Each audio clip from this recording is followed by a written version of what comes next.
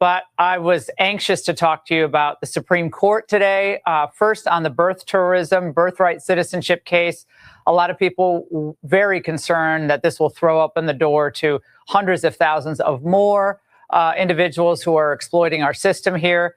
What is the administration prepared to do to protect the country, and what can it do after this ruling?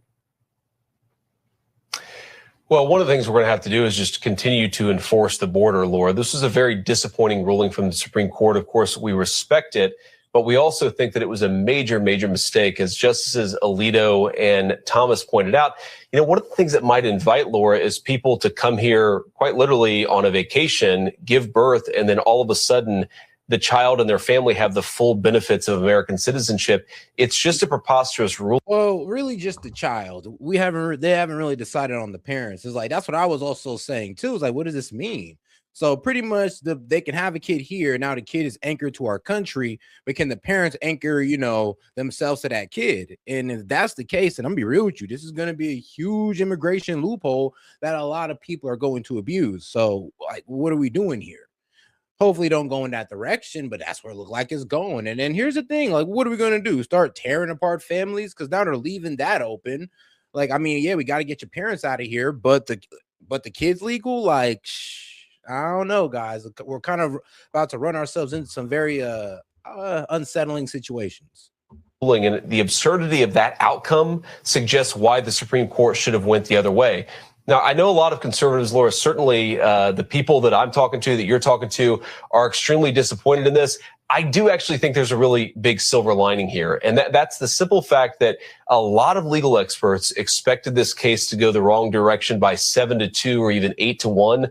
The fact that this case was a 5-4 decision effectively means that the concept of birthright citizenship, which is an absurdity to the 14th Amendment, that concept is hanging by a thread. And so what I take from that is, yes, we've got to fix the immigration system even more. We have to be even more aware of who's coming into our country to make sure that they're not benefiting from this atrocious Supreme Court ruling. But it also means that we have to keep fighting, Laura, because we actually have an opportunity to reverse this decision, just as we've reversed so many bad decisions throughout the generations. Roger Severino. Oh, yeah, and they're already working on it. GOP senator, I think, there's a GOP senator in my state that's already putting the bill on the floor to end birthright citizenship. So the Republicans, they're not going out. Like, if they are, they're going out swinging. Mr. Vice President argues that the president could change that original EO executive order and put restrictions on U.S. territories like the Northern Marianas Islands. They're very close to China, where there's a lot of birthright abuse going on, because the same protections perhaps don't apply to these territorial areas. What do you think about that idea? So I think it's a great idea. I saw that point from Roger Severino. We're certainly looking at that. We also have to look, Laura, at some congressional and statutory changes that we could make to make it harder for people to actually take advantage of. I hate to call it birthright citizenship. It's fundamentally a loophole that now exists in our immigration system that rewards illegal aliens just because they have a baby in the United States while they're in our country illegally. So I think that loophole is going to cause a lot of problems. There are a number of things that we're already looking at in the administration, Laura, to try to close down that loophole. But bro, do you understand? Like I said, you understand what this is going to open? Like, the Dems are going to lose their shit as soon as we start trying to deport parents. Like, yeah, okay, your kid's a U.S. citizen, but you're not. So he's either going to take your kid with you and he can come back when he's like old enough to make that decision, or I guess we're separating the family. It's like, come on now, it's either or. So I kind of think we could still get our way by, I guess, pressuring the parents. But yeah, I ain't gonna lie, the Supreme Court ruling on this was a bit asinine. I'm like, I ain't gonna lie, like, you're just leaving the biggest loophole open in our immigration law, and you guys are acting like it's all good. Okay, I mean, all right, y'all been warned. Fundamentally, what we're talking about is fixing a problem the Supreme Court created. We also want to look over the long term at undoing that problem to begin with, because again, this was only a 5-4 decision. Laura, how many times did we hear people say that this was going to go 8-1 against the administration? We made some very compelling arguments. We have the better of the case. We've just got to keep fighting at this. And this drives home, Laura, why the midterms are so important, because it's the senators who ultimately vote on those Supreme Court justices. Imagine if one of the 5 justices who made a bad call today, if they left the Supreme Court. We want to make sure we get somebody good on there in the future. Yeah, well, you hail from the Senate, and so many of the Angle viewers want to understand what it is about these, 3 or 4 sitting senators who are Republicans. What is it about the Save America Act that they disagree with so vehemently that they will not move forward on legislation that its major provisions about 80% of the country favor, Mr. Vice President? And is there anything you all can do to try to bridge that gap, given how important that legislation is to protecting our elections and ultimately our citizenship? I mean, here's the problem. I want the SAVE Act to pass too, but not at the cost of the Housing Affordability Act. Like, you guys should have passed that. Trump should have took the win on that. He had the Democrats vote on that one, but he doesn't have the Democrats votes on the Save America Act. And he kind of gotta concede. It's like, bro, look, I understand you want to get the SAVE Act passed, but you can't fuse it in with a housing affordability bill, or you're gonna F it up. The Dems aren't going. And if you don't get it passed, they're just going to sit there and be like, see, look, Donald Trump didn't want to fix affordability. Look, he sunk his own housing affordability bill. It's like, yeah, that's true. And instead, you wanted to try to fuse the SAVE Act in there. You pretty much delayed the process, or we might not even get it because you know how the Dems are. So let's just take the win that we can get. Laura, first of all, that legislation is so important. The president has been laser focused on getting the Save America Act passed. And you're right. We actually have the majority of Senate Republicans who will support it. I actually don't think the problem that they have is with the Save America Act legislation itself. The problem that they have, with all due respect, is that they're worshiping dying institutional norms when the Democrats are in fact bragging that as soon as they get control, they're going to throw that stuff aside and make it so much harder for Republicans to even win elections. So what some of these Republicans are saying is they don't want to give up on the norm of the filibuster, this sacred Senate institutional norm that a few senators are obsessed with, including, of course, Mitch McConnell. The problem, Laura, is that Democrats themselves are saying the minute that they get power, the filibuster is going out the door. So unilaterally submitting. Nah, bro, they say they about to pack the courts. DC and Puerto Rico is becoming a state. Oh, they about to cook. No, they gonna cook. Trust me. Like, they're about to cook up when they get it back in power. Packing the courts, 2 new states. They're not going to leave no stone unturned. I promise you. They learned their lesson, apparently, and hope to God we don't give them it, but it looks like we just might. And surrendering as Republicans when Democrats are openly bragging that they're going to get rid of the filibuster. Oh, guys, you got any questions, comments, jokes, or disagreements? Feel free to super chat it in or Venmo. Appreciate the support, or you can send a gift just to support the show. And make sure to double tap that screen and like the video, guys. Let's get more people on the conversation by double tapping that screen. It's just handing your enemy a weapon that they're going to use to strike you down. It's absurd. It doesn't make any sense. But that's why we frankly have to get better senators in there in the future. Yeah, you've been following what's going on with the Democrat Party and the rise of socialism. The president calls it communism and says this is really the biggest threat to the country now, an internal threat. And you've seen what happens when the base of the party, a party, turns on its establishment, beginning with the Tea Party in 2009, ultimately resulting in President Trump's election twice. So my question to you is, are these DSA types really, in your estimation, going to dominate the entire party? I unfortunately fear that's the direction the Democrats are headed. And it is communism, Laura. This is not raising taxes a little bit, however much we might disagree with that. This is abolishing the police. This is let criminals run amok in your cities. This is flood your country with low-wage third world immigrants. No, I'm not gonna lie though. These Democratic Socialist Day is wild as hell. Like what? Not really ending the police, but defunding the police, abolishing ICE. Oh yeah, and all undocumented immigrants gotta find a pathway to citizenship. I'm like, bro, what? So it's just like, what? F the immigration law. I mean, apparently we're just handing out citizenships just like, I'm real damn near like this for free. I don't know about that, man. I don't know about that. It's like, Jesus, man, we're handing out citizenships like porridge out of, okay, let me not say that. I was about to say something extremely fucked up. But you guys pretty much get my point here. Like, this is not sustainable if these guys really get in and they like push their agenda. Like, that's not going to be sustainable for the U.S. And hopefully somebody stops them. But I'm be real with you guys, man. If the Republicans keep effing up like this on foreign policy, they don't do nothing about affordability, they're going to turn more people into socialists. And I know what you're saying, like, S.E.T, don't worry, they'll regret their decision. But bro, by the time that happens, it will be too late. It will be too late, bro. Like, the economy will be cooked by then. All the businesses will be owned by the government. So by the time they regret their decision, it will be too late. But all right, though, let's get back into it, though. Actually, okay, yeah, let's get back into it. I thought I had this clip here.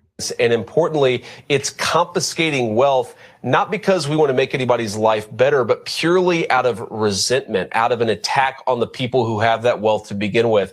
It really is something we haven't seen in the United States of America in the history of our politics. And Laura, I think that it actually is a consequence of the fact that the Democrat Party has become run by the universities and by the professors. All right, here's one of the candidates right here. Actually, she just won a primary in Colorado. I think it was an upset, and she's one of these Democratic socialists. They're taking over the party, guys, and she was on a Hassan Parker stream.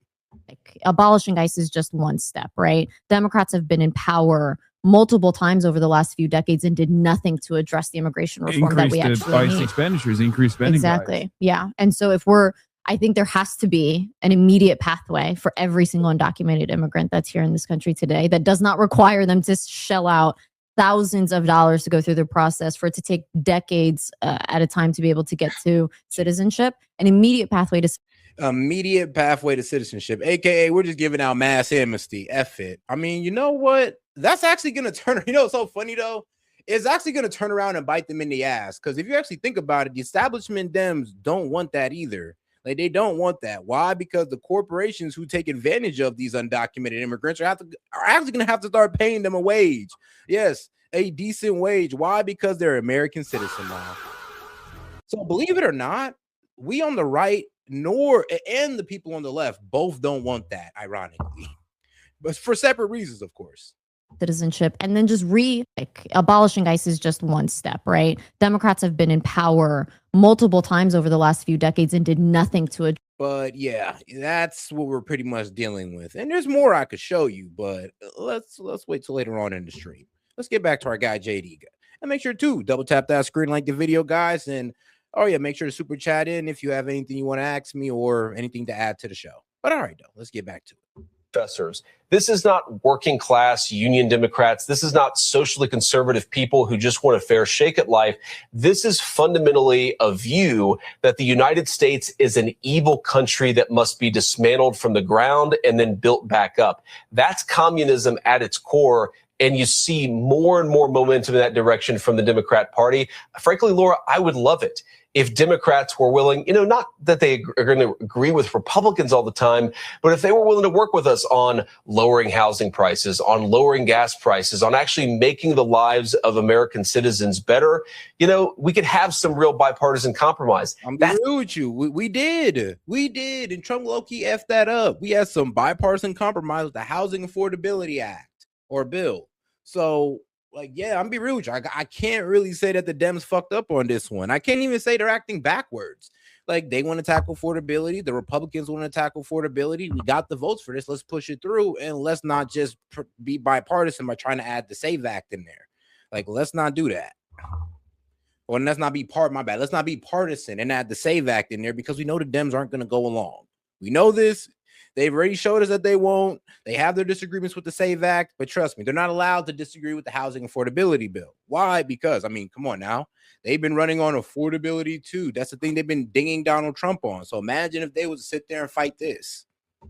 That's not what they're talking about. They're talking about abolishing the police and letting criminals rule our cities. That is a fundamental transformation in the Democrat Party. It's very bad for our country. It's bad for Democrats. And it just drives home why we have to keep these people from getting close to power. Yeah. Yes or no? Do you think Schumer and Jeffries ultimately survive this surge from the radicals? Depends on how long you're talking about. I think they'll survive for a couple of years, Laura, but in 5 years, people are going to look back at Hakeem Jeffries and Chuck Schumer as shocking as this may sound, and they're going to say they were the reasonable moderates of the time, and the DSA types, the far left, the communists have taken over that party. Like, AKA, as annoying as Hakeem Jeffries is, if these Democratic Socialists take over, your ass gonna miss Hakeem Jeffries.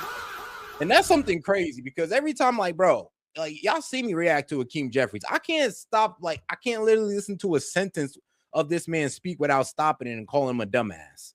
Chuck Schumer, I mean, he's a little bit better, but just as much a dumbass. And like I said, they're both establishment Dems, and their own party don't even want them. Own party. But guess what? You guys are going to miss these guys if the Mondani types take over. I'll tell you that right now. And trust me, cooked. You're going to miss the radical Dems if, well, not the radical Dems, but you're going to miss these Dems when we get the radical ones. Okay, guys? We know that Chuck Schumer and Hakeem Jeffries, their policies are pretty far out there compared to what's coming online in the modern Democratic Party. Can you imagine looking at a picture of Hakeem Jeffries and Chuck Schumer and going like, the good old days? It's just going to get weirder and weirder and scarier. That's why I think, unfortunately, the only sane party left is the Republican Party. Not saying Republicans are right about every issue. And I know that you and your viewers sometimes disagree with Republican congressmen. I certainly do. But we're the only party for common sense and sanity left in the United States of America in 2026. Be sure to like and subscribe for all the five. But all right, though, let's go ahead and get on to the next video here, because like I said, the Republicans are not letting go. They're not letting go, and I low-key respect it. But it's just like, I don't know, man. When the Supreme Court decides something, it's kind of final. But let's see. Let's see what they can do with this one. But like I said, they're not letting it go. Ohio Senator Bernie Moreno is on the Senate Homeland Security Committee, and he has a plan to fix this problem once and for all. Now, Senator, it's great to see you tonight. As I understand it, you think you can solve this by this issue with birthright citizenship by using inspiration from kind of an unlikely source. Senate Majority Leader Harry Reid, explain that to us. Yeah, so Laura, in 1993, Harry Reid, a hardcore Democrat at the time, came up with a bill that had 10 points, one of which was clarifying that birthright citizenship does not apply to foreign-born parents. You have to be an American citizen on American soil for that to apply. This bill also, by the way, cracked down on the numbers of asylum seekers. It cracked down on human smuggling. It massively tightened our borders and really hit employers hard who hired illegals. I'm going to introduce, when I get back from recess on July 13th, the identical bill. And Laura, wait, whoa. I need to hear that one again. Who is he talking about? Because ain't nobody hold no employers accountable for hiring undocumented. Trust me, if we did that, they wouldn't even come over here no more, because nobody would hire them, because it'd be too much of a risk. And honestly, we should be handing out like 5-year sentences to these employers who do that. Guarantee you that shit gonna stop. Guarantee it. It cracked down on human smuggling. It massively tightened our borders and really hit employers hard who hired illegals. I'm going to introduce, when I get back from recess on July 13th, the identical bill. And Laura, what it's going to do is highlight two things. The Democrats of today are nothing like the Democrats of 1993. And if they choose to reject a bill sponsored by their majority leader that they named an airport in Las Vegas after, then I think to my Republican colleagues, we have no choice. We have to recognize that these Democrats want to systematically destroy this country. So what does that mean? We have to eliminate the filibuster and get this thing done. Well, we have to eliminate the filibuster, period. But Senator Moreno, just back to your solution, you think, to this, if this would pass, which it's not going to pass. But if it did pass, the Supreme Court, 5 justices believe it is a constitutional imperative under the 14th Amendment that cannot be changed by mere congressional action in terms of legislation. It would have to be, in other words, a constitutional amendment, as Mike Johnson referenced. So how do you get over the fact that the court has spoken on this, at least for now? Yeah, the Supreme Court has spoken on it. The constitutional amendment, bro, ain't no way. That ain't happening. The political division in this country, that ain't happening. So yeah, it's like I said, I guess they're being stubborn. To be quite honest with you guys, are being sore losers about this birthright citizenship decision. And it is what it is. I mean, you guys are just gonna have to work your way around it because Supreme Court decided. Maybe we can get another Supreme Court to decide on it later on down the line. But as of now, this Supreme Court done solidified it. It is what it is. Well, if you look at Justice Kavanaugh's dissent, he disagreed with that. He said that what we have to do is clarify what citizenship means. We can do that through an act of Congress. And if we pass that bill, I don't say that we can't. I think we can. I think we can and should get 50 votes for that and prove that, again, the Democrats of today, Laura, are people that would have been considered far left extremists outside the political norm back even in the 1990s. And then if somebody wants to challenge that with the Supreme Court, I think we have an opportunity in Justice Thomas, which you mentioned. His 91-page is a must-read for every American. He lays out all the facts. Kavanaugh's on our side. I think we can flip Barrett and Barrett and Roberts if they actually see that Congress has taken action to address this issue. Look, Harry Reid thought there was a path forward to get this done. This is an imperative, Laura, because what the Democrats are doing is setting up our country for a Democrat administration that will fundamentally destroy what this country is all about. Yeah, well, the Senate has got to get on board with actually representing the American people, us, who we are. And that's not happening. Senator, we're going to be following this very closely. We appreciate it very much. Thank you. I know you give Republicans the House and the Senate and the executive, I mean, in the presidency, and they completely drop the ball. It's kind of just like, well, I mean, don't be mad when y'all lose midterms. I mean, we gave y'all a shot and y'all dropped the ball. Now these Democrats are going to come out here in full force. And because you guys did so bad, now